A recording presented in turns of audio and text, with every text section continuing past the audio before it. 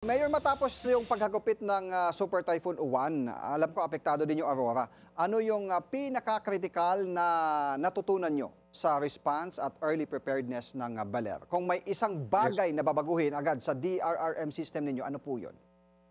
Sir, ang ginawa namin kasi talaga sa totoo lang, honestly, yung huling bagyo, hindi sobrang lakas yung ulan, hindi rin sobrang lakas yung hangin, pero grabe ang storm surge. Mhm. Sa tagal ko sa Baler, ngayon ko lang experience yung ganong kalakas na talagang lumalaki yung alon. So talaga nag-force evacuation kami nung Mhm. time na yan.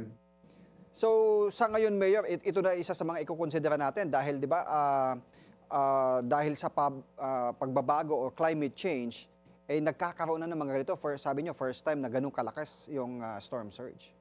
Yes, sir. Tsaka honestly, di ba, birang-bira yung before, yung mga signal Mhm. number 5 ngayon, common na eh. So, nakakatakot talaga yung climate change. Talagang, kailangan talagang ilikas yung mga kababayan natin Oo, lalo't yung pag may bagyo malakas. Aurora, yung Baler ay nakaharap talaga sa Pacific Ocean. O pero honestly, sir, yung huling bagyo lang malakas sa amin, Pipito, for the last 5, 6 years, wala na masyadong malakas na bagyo talaga. Lumakas Mhm. lang yung Pipito, tsaka recently itong si U1.